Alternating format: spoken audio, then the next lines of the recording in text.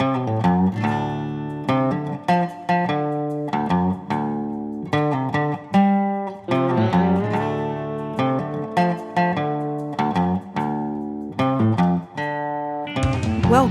to the Pelican Brief with your host, David Tapp.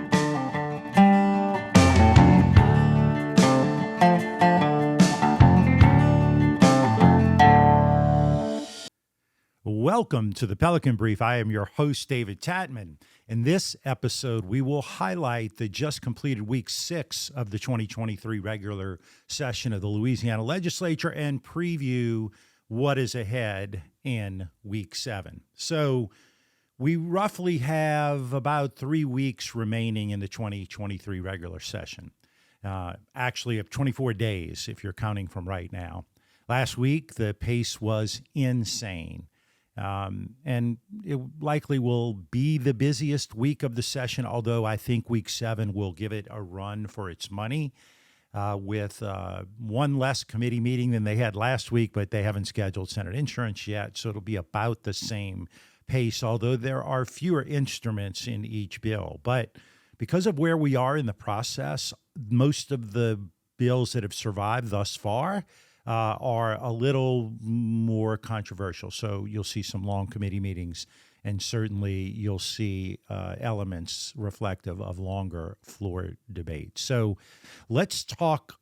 We've been talking about insurance for most of the session. You know, we have a property insurance crisis in the state of Louisiana, and so there are a number of instruments in the process that are moving along that are designed to help bring markets back to Louisiana. So on the insurance front, we will again mention House Bill 110 by Gabe Furman, which would require insurers to offer a fortified roof endorsement when their home is upgraded from a non-fortified roof home.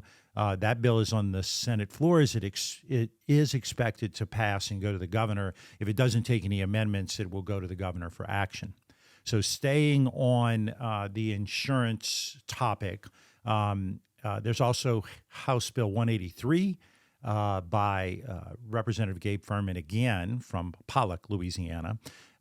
It has to do with assignment of benefits. This was something that was pretty significant in the Florida market that Governor DeSantis and the legislature recently addressed. But this is a big issue in our state, and this will go a long way toward improving Louisiana's insurance market.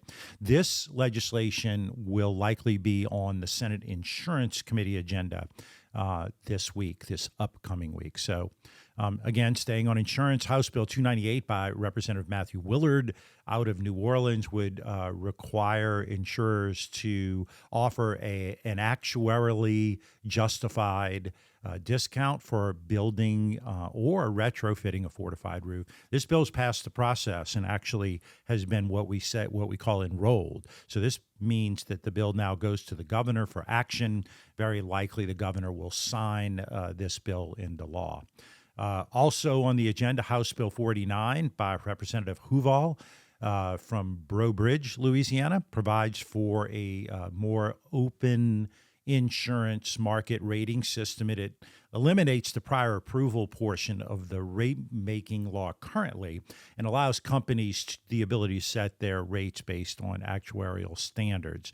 The bill was hotly debated on the House floor. In fact, Louisiana Insurance Commissioner Jim Donnellan has been fighting this legislation throughout the process. Legislation passed the House floor on Thursday after a lengthy debate. Interestingly enough, it passed with only 56 votes. It needed 53. But by the time that bill came up on the House floor on Thursday, 26 representatives were not present. 23 voted against it. So this is a bill that I think has broad-based support in the legislature. So more to come on insurance. It's something that affects all of us in our everyday life. But let's talk about some of the high-profile issues that are being debated in Louisiana legislature. So a bill filed after the death of LSU student Madison Brooks that would have banned underage people under the age of 21 from entering a bar in Louisiana was heavily amended in the face of stiff resistance. The bill, Senate Bill 194 by Senator Beth Mizell, a Republican from Franklinton, was approved by the Senate Judiciary B Committee on Tuesday, but only after significant amendments that removed the language that actually bans the 18 to 20-year-olds being in bars. Those changes turn this bill and make it more focused on penalties for bars, violating liquor laws, and making it easier for people hurt by underage drinking to sue bar owners. But a lot of people express concerns about the 18 to 20-year-olds being banned from bars because, well, first off, there are a lot of people who work in bars who are 18 to 20 years old. I know that when I was in college, I worked in a bar from the time I was 18 till I was about 22. And so the whole employment thing is a big issue. And then there are some others that are concerned that if you ban 18 to 20-year-olds from bars, there are going to be more underground parties without supervision, and that may actually end up creating more problems. Don't know, don't really have a position on it, but the bill right now is really about tougher penalties. It increases the consequences for bar owners and employees. They could, if they serve an underage person, fines would be increased. And again, it would open the owners of the bar up for civil litigation. The right to action provisions in the bill take aim at Louisiana's what's called anti-dram shop laws. And this is the ability for individuals to sue bars when they drink too much at those establishments. So the vast majority of states have dram shop laws on the books, but it'll change the world because the reality of it is that bar owners are going to have to buy insurance for this. So it's going to kick up costs, and the causes of action will be about suing insurance companies. And so, there's a lot to this, a lot more than I think people realize. It's a tragic event, what happened. This is something that we'll keep an eye on, but it is definitely something that has been heavily in the news and will continue to be in the news. So let's move over to criminal justice. The Louisiana House on Thursday approved a bill to make some juvenile criminal records public, an effort that would apply to three of the state's most populous parishes and the three parishes with the highest crime rate.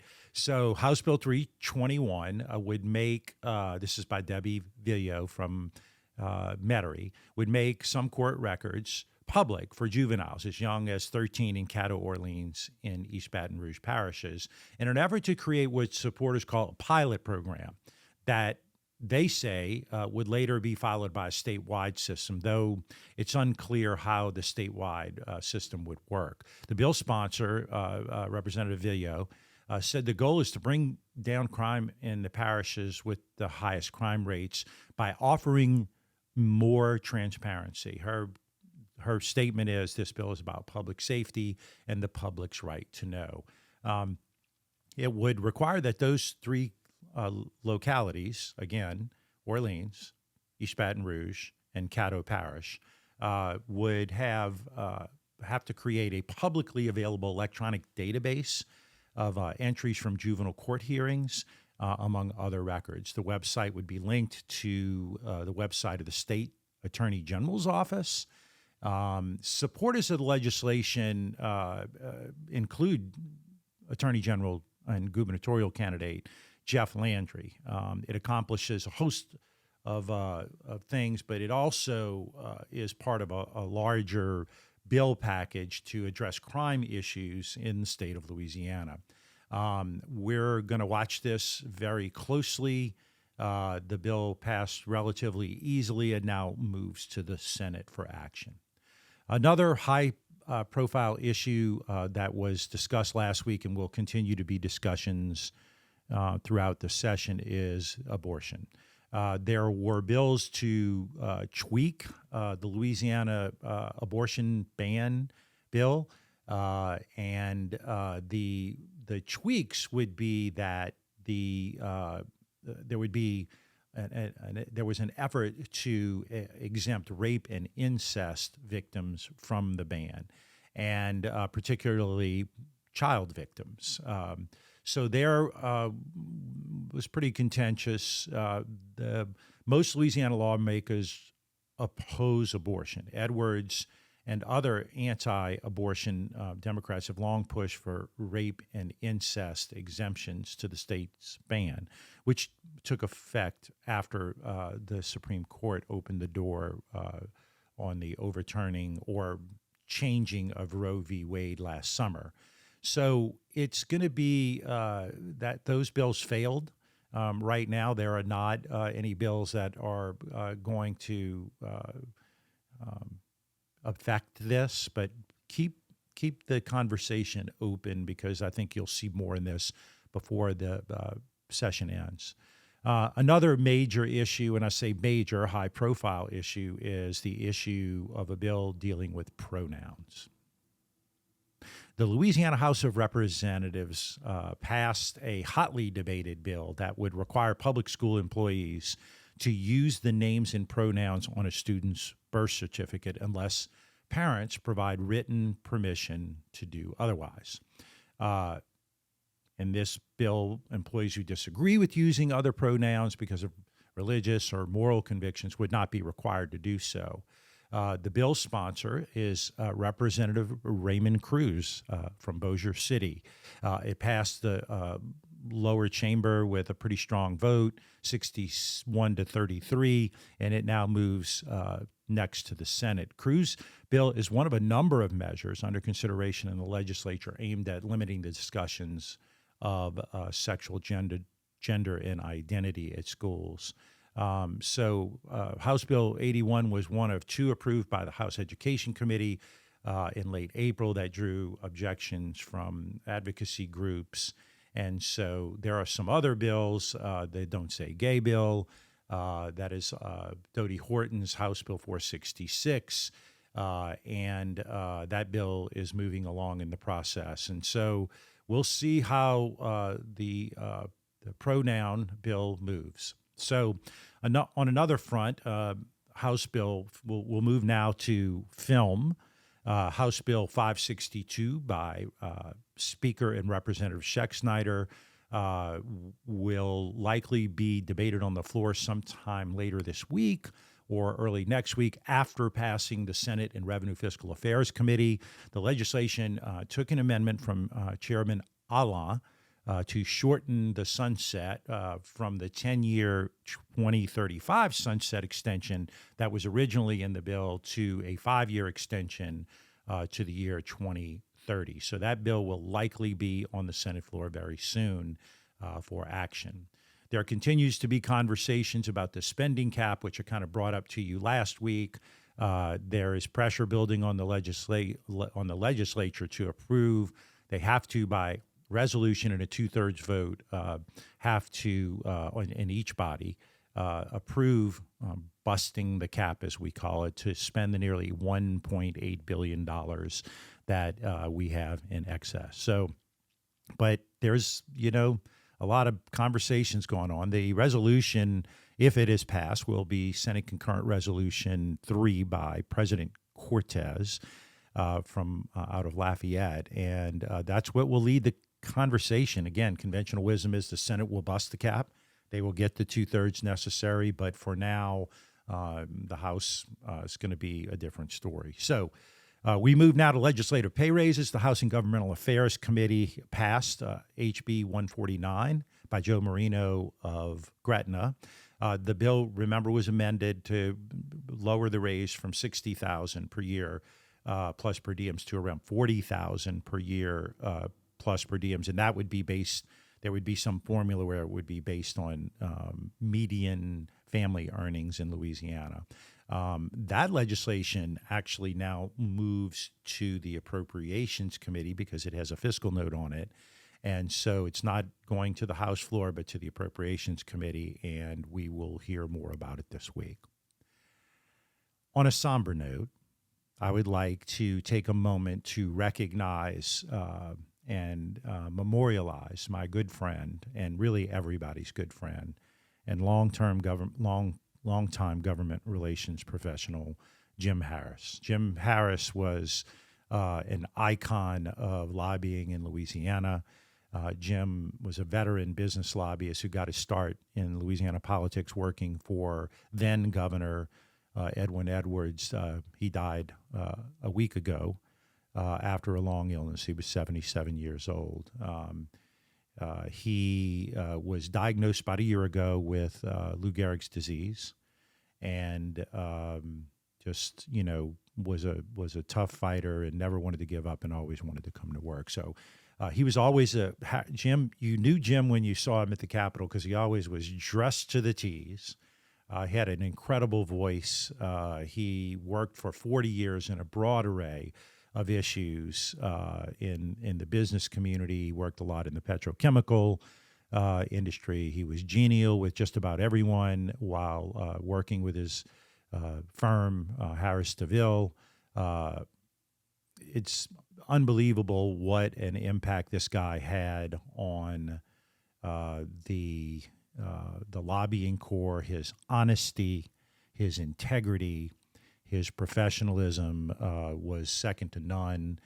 He started out as a radio talk show host with WJBO, for those of you who go back that far. Gus Weil, who was a legendary political operative, took notice of his work and hired him to be the press secretary for Edwards' reelection campaign in 1975. After Edwards won, Harris served as the governor's press secretary. He worked in economic development for Dave Treen before becoming a full-time lobbyist. He didn't have any enemies. He had a lot of friends, and he was one of those guys that, again, I could not go without saying his impact both to the legislative community and to me personally. I considered him to be a mentor. Jim leaves behind his two children and his wife, Linda. I know they are heartbroken, but Jim was the standard of what government relations professionals should be, simply the best. So rest in peace, Jim. Godspeed. Remember that you can watch all of the action at the Capitol live or through archived video proceedings on the state's website. That website, again, is www.legis.la.gov. You can also download the new app, which to me is a great way to follow everything on your phone. It's really designed and works really well on your phone. That app, if you go to your app store, is LALEGE. That's LALEGE, LALEGE. They're both fantastic resources. Louisiana has the best resources when it comes to following along with what's going on in the Louisiana State Capitol and in the legislative process. So we are the Pelican Brief. You can follow us on social media, like us on Facebook, follow us on Instagram and Twitter. Our social media handle on all platforms is at Pelican Brief 225. That's at Pelican Brief 225. If you're listening to us but would prefer to watch us, you can watch us on YouTube at our channel. It is at The Pelican Brief 225. You can also follow us on all of your favorite podcasting platforms. Please subscribe to our show. Please subscribe with our friends. Remember, if you have any issues that you would like to take a deeper dive into, or if you want us to, just let us know.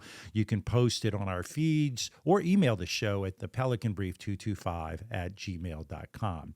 We're really excited because on Wednesday of this week, we will release our most recent episode with our guest, John Cuvion from JMC Enterprises. John will talk to us about some recent developments in the governor's race, and it's a great show. And again, you can follow us on all those platforms and our extensive conversation with John Cuvion relative to the governor's race. We also have some other special guests that are coming up, but I'm going to save that until next week. We look forward to seeing you, and until next week, we are the Pelican Brief.